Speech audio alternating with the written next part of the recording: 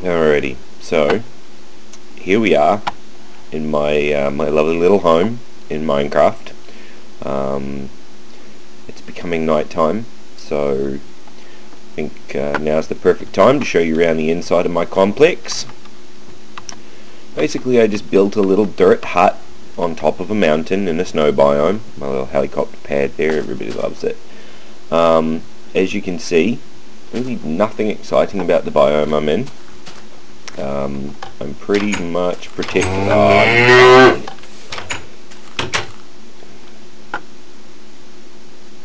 Really? Really? Half a dozen times of going through there with no problems. Okay, so we have IndustrialCraft on this server. Basically what it does is it gives us these the ability to use power in the game, which, as you can see, has an output and a battery capability. These ones are basically a large battery box or a capacitor. Couple of beds over there, not very exciting. We'll head down to the main power station. This is a teleporter, and the teleporter is actually powered by one of those style of boxes, but it actually has one on either side underneath its wiring here that's powering it. So we'll head down to the main power station. I'll show you what that's all about. Okay, so here we are in the main power station. Show you around real quick. A little underground area in here. Put my enchanting table down. Dug into the middle of a ravine, and that's kind of where I stopped here. We have the teleporter over to the main house. Now the main house is where Nick and everybody are living. My room over there is basically just a teleporter. There's the bed that I'm spawn set to.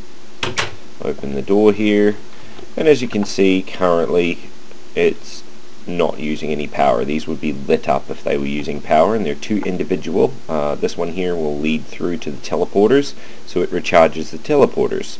This one here powers everything else in the building, and you'll be able to see in a moment how that's done. Basically, and don't think I really need any of this stuff, but we'll keep it in there. This is a reactor, and as you can see there, the reactor is wired underneath, and for the sake of the video here, I'll get rid of that. And there's the bat box. As you can see, it generates a small amount of power. Right now there's nothing in the reactor. The reactor is empty. These ones are used for testing purposes. Okay, so as you can see, no power is going into the system from the nuclear power plant right now. It isn't being passed through here.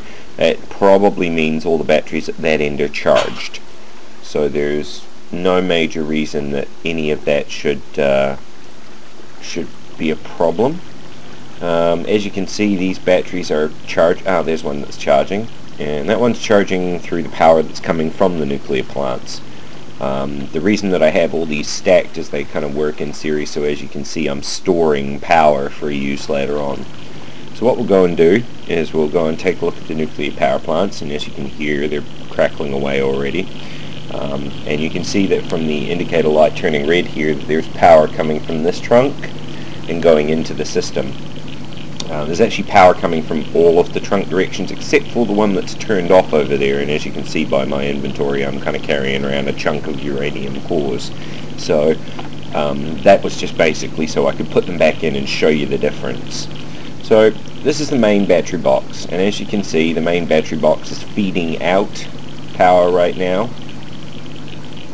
So it's actually losing power at the moment. It's not generating more than it's outputting, but it can output 512 EU a tick. Well, hopefully by putting back all these uranium cores into the nuclear power plants here, I'll be able to change that, and we can see that growing instead of receding. So what we'll do, and I'll pause right here just so that anybody using IndustrialCraft can take a look at my configuration of how to fit 4 uranium cells into the machine. These will heat up the cooling cells and the plant, but they're in unlimited use. So as soon as you take the cores out, the entire thing will cool back down again within seconds, and you can use it on the next ones. So theoretically, these are completely stable nuclear reactors. Otherwise, I wouldn't have built as many as close to each other as I did. There are recipes that will let your reactor run for, say, 5 or 10 minutes. I haven't myself used them. Kind of nervous too, if you want the honest truth. Let's see here, we need some cells. 1, 2, 3, 4 for there. 1, 2, and 3, because I already had some in there. Oh, I had 2 in there. Dirt for counting. And some depleted uranium cells there.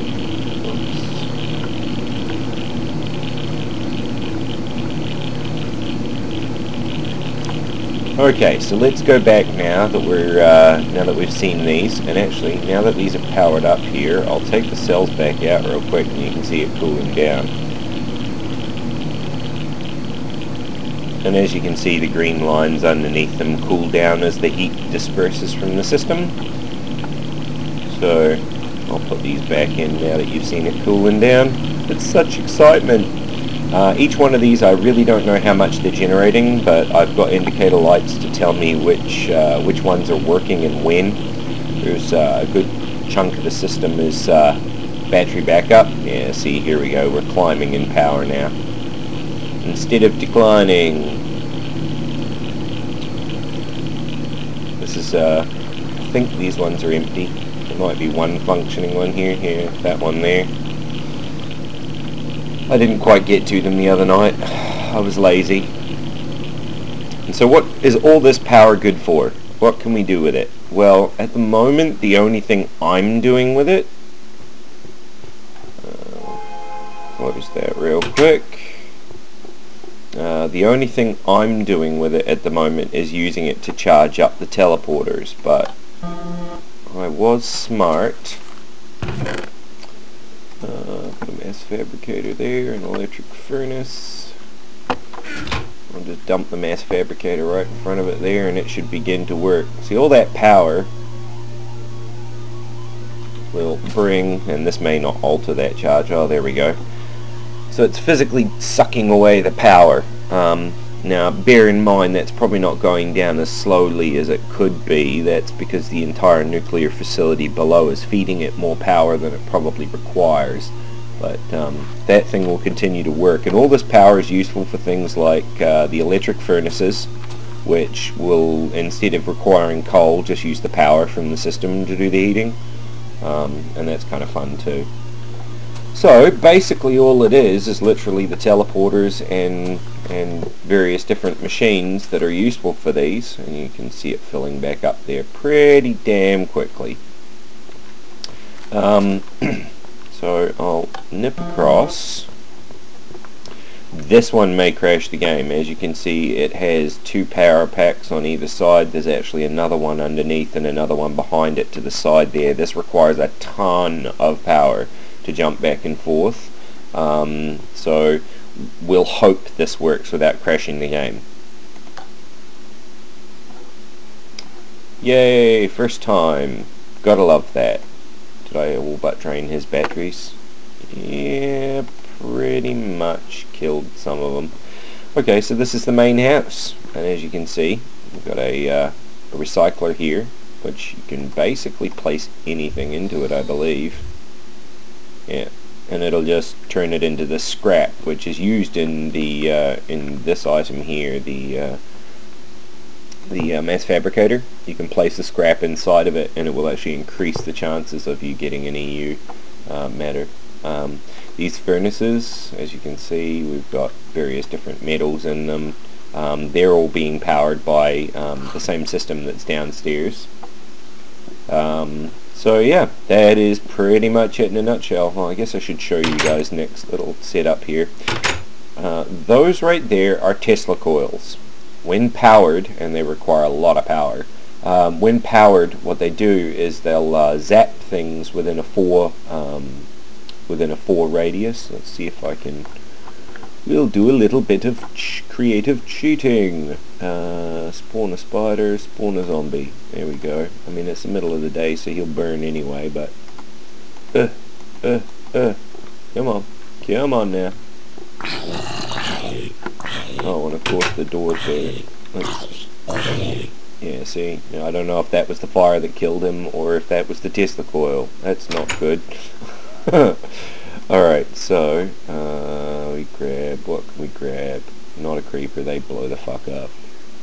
Yeah. So, I'll put a spider right there. Oh, he's just not happy.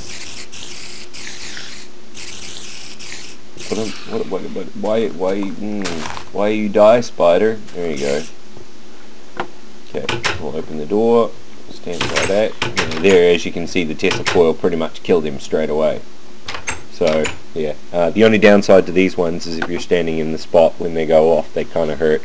And as you can see from up there, we'll actually switch to creative, and I'll show you this because Nick's system isn't primarily using the nuclear.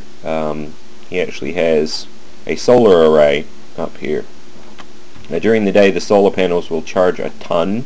At night time they'll not, as you can see there, the system. And of course it rains. So as you can see, the system charges using this massive solar array, and he gets just as much power off of that as what a nuclear power plant, when fully organized, can output, which is, you know, pretty much almost 512 EU attack. Oh, and there's a skeleton and a zombie in the house. Lovely. Okay, so... Yeah, this time it's going to crash me. Ah, dear. There we go. Now we're all good. And as you can see, probably, if it hasn't already, there is the teleporters charging up the system, because they just used a ton of power to get me here and get me back. So that will continue to charge away until such time as those battery backs are both full. And yeah, that's pretty much the sum of it. So this has been the Madkiwi's tour of his little nuclear facility and some of the basic stuff, not really well explained, about some of the IndustrialCraft toys that we're playing with on our server. So cheers for listening to my ranting, and I'll see you all next video.